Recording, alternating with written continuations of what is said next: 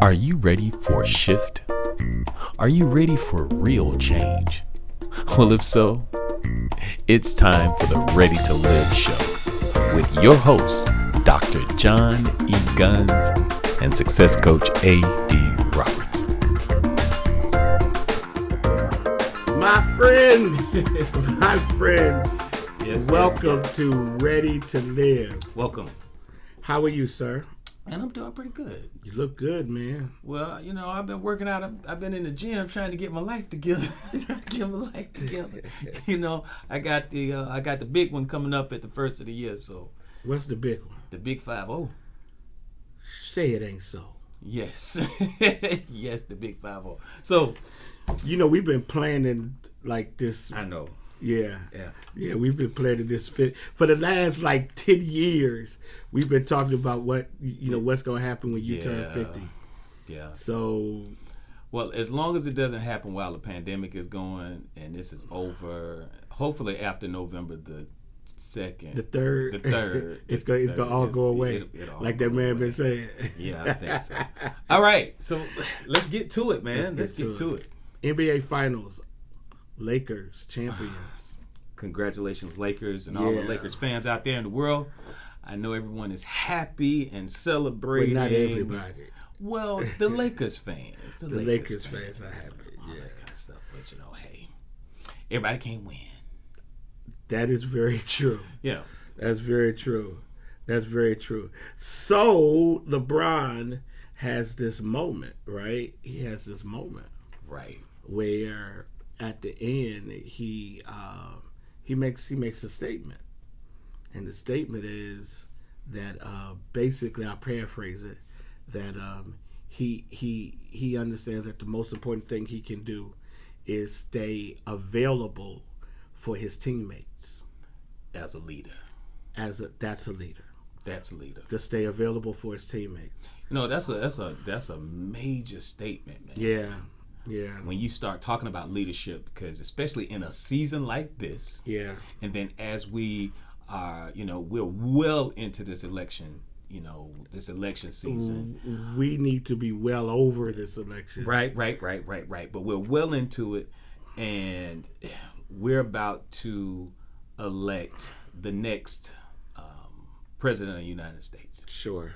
And arguably the most powerful man on the planet. I don't even know if that's arguable. Well, I guess there may be some other people more powerful in other spheres that influences the most powerful person in America. So that's why, No, I get it. I get it. You are so amazingly tactful. I'm so proud of you. Thank you. Proud of the tactful man that you have become, because that's not what I always remember. Been the case. That's not what I remember. And that's fine.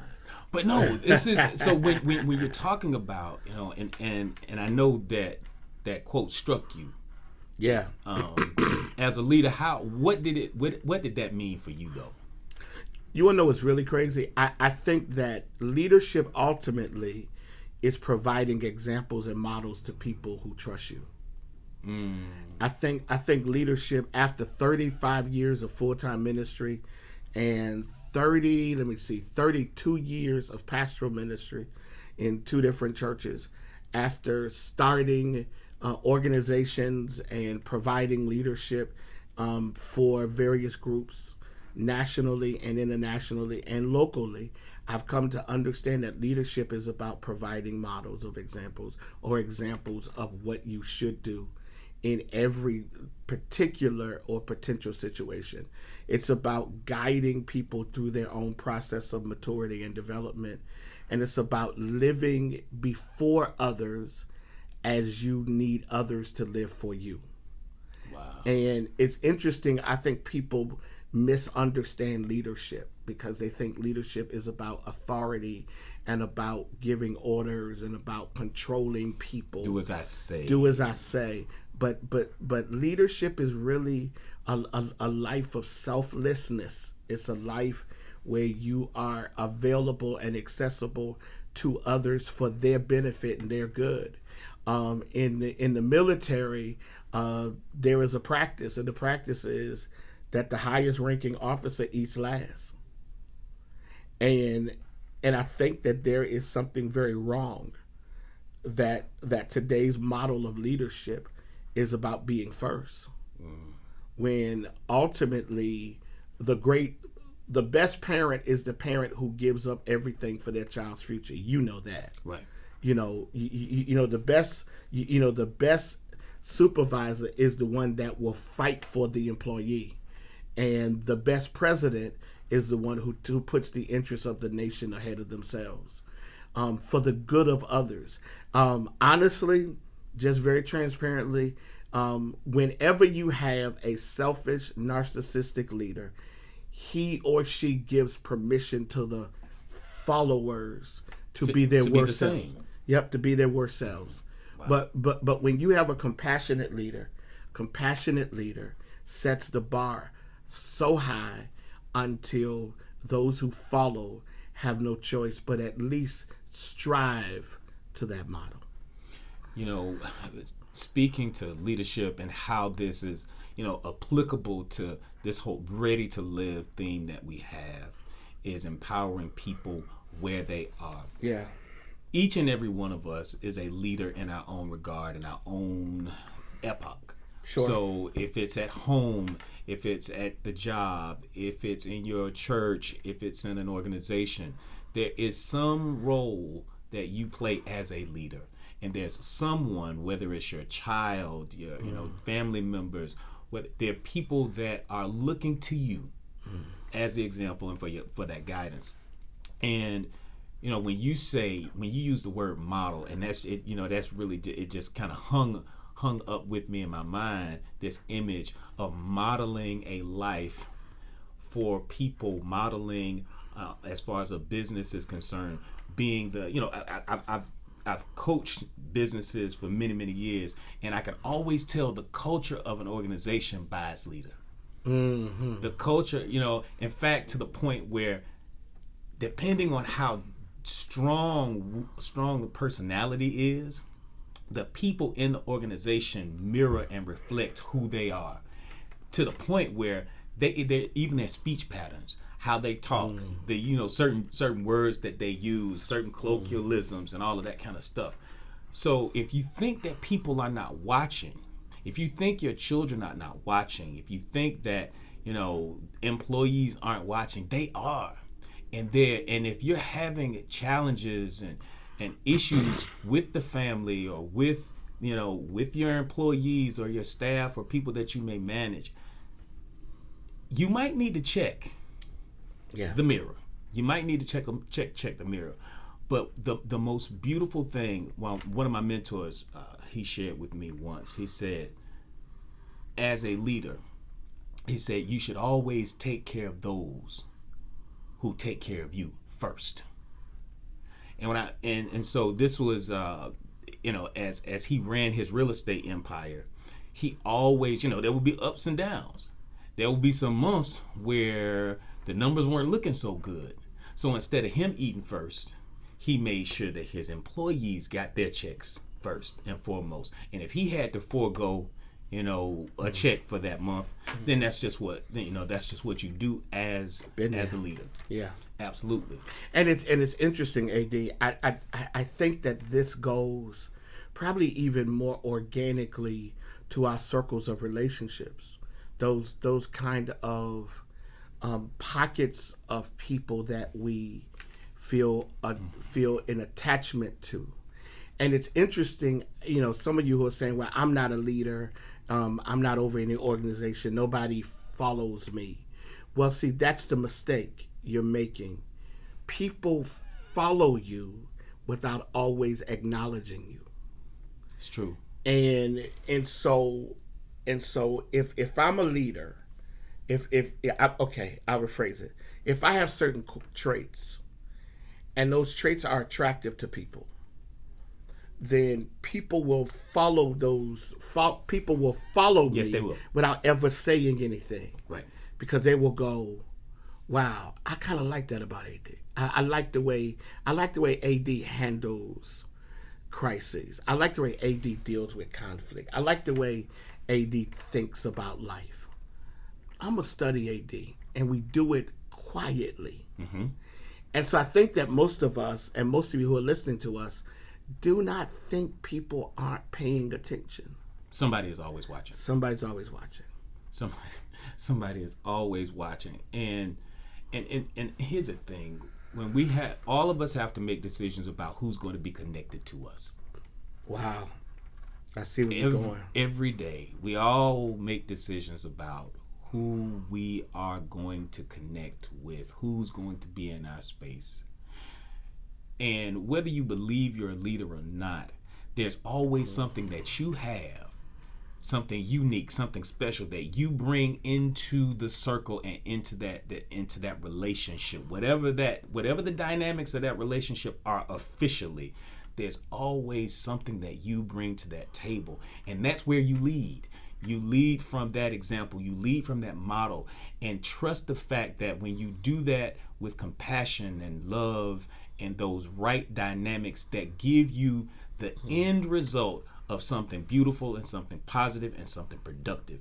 When you can do that, you can overcome all kinds of things. Your relationships can be more solid. And really, I think ultimately it boils down to how you see yourself in that moment, which will dictate the actions that you take, which will attract into your space like vibrations, like relationships, and form solid connections that will allow you to step into your destiny in amazing doggone ways.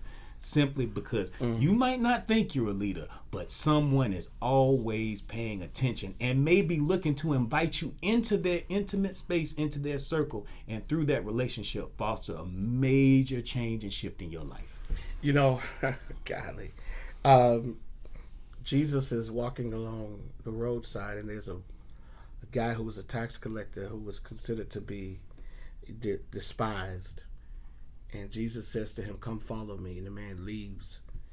And this man is reported to have written the first gospel, to have written the Gospel of Matthew, that is, in terms of, not in terms of chronological, but in terms of just order. It's the first gospel in the New Testament. Mm-hmm. He was a guy who made a decision, and the decision was, I'm going to put profit over integrity. Wow. What he ends up with, however, is an invitation. The invitation then changes his life. And it was in that moment that now this guy shapes the way we as Christians, over 2,000 years later, how we understand Jesus. And he may not have saw in that moment, he may not have seen himself as a leader. He did not. But because of his acceptance of the invitation, there you go, it opened up the model. He put forth Christians model all over the world right now. All over the world. And even people who aren't Christians. And I say that because I think that ultimately at the end of the day, the mistake that so many of us make is we don't understand our lives in totality. So we get imprisoned by a segment of it. I did something last night.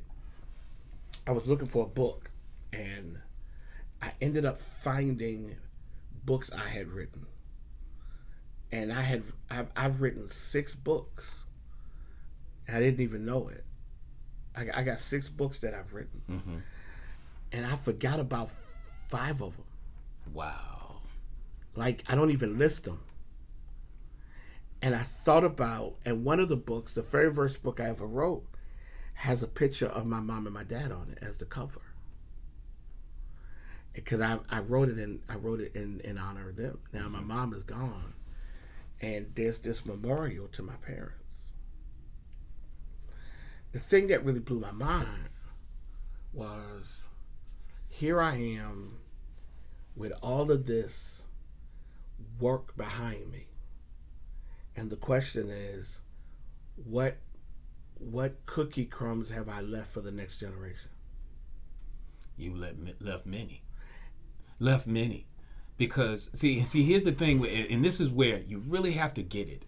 Because just because you may not see or sit underneath the trees that grow from the seeds that you plant, there are seeds that are being dropped right now. Decisions that you're making right now, they're seeds that you're sowing in your life and in your family's life, your children, professionally, privately, emotionally, mentally, spiritually. They're seeds that are being dropped. And, it's interesting that, your first book you dedicate to your parents. In my first book, I did something very similar. I spoke to my grandparents. And were it not for their not being selfish and choosing to be these amazing people, because they're not my biological grandparents. They were my mother's godparents. But when I tell you, these people modeled a life. They're the reason why my mother went off to college, to the school she did. They're the reason why I went to Florida A&M University. They're the reason why I'm sitting here right now. But then you look at the people that I've coached, and then now I have people that I've coached for years that are now coaches themselves, that are now impacting other people's lives. Wow. So, just like as in your official capacity, you do hold a title, official bishop. Capacity. Official capacity as bishop. And you are responsible for not just our house, but so many other houses around the country and sons around the country, and impacting people's lives through the books, the workshops, the conferences, the classes, and everything that you have done. And that is the same thing that you have to do. Those that are listening to us right now, there is something that you are doing, there's something that you're writing, there's something that you're creating, even if it's just a conversation with a child, a conversation with a good friend, that is planting a seed that can change somebody's life that has nothing to do with that particular moment. We close with this. LeBron James came into the league 17 years ago, something like that. Like, he came in, he's like going to be 36. He came in like at 18. Wow. 17 years ago. He's been to 10 championships. He's won 4. He's been an MVP for the NBA Finals all 4 times he's won. But the thing that I think is most amazing about LeBron James has been that he's taken all of his life and he's converted it into making a positive change. And we want to encourage you to take all of your life and understand that leadership is not going to be the scores of people who follow you, but the one who can't do without you. That's leadership. Being effective and impactful. You may not have 1,000 or 100,000 people who follow you, but there is that one. And that one may be the one who changes the world. Listen, this has been Ready to Live. It has. My friend, Dr. John Eric Guns. I am. This is your success coach, A.D. Roberts. Have a spectacular... Were you going to say sexy coach? I did not. I did not. If you haven't seen him lately. Listen. Have a wonderful week, y'all, man. Be safe, y'all. Be safe. Be brilliant. Thank you so much for joining us today. You've been listening to the Ready to Live show. If you'd like to connect with Dr. Guns, visit him at bishopjohnguns.info. To connect with AD, go on over to brilliantliving.net. Have a wonderful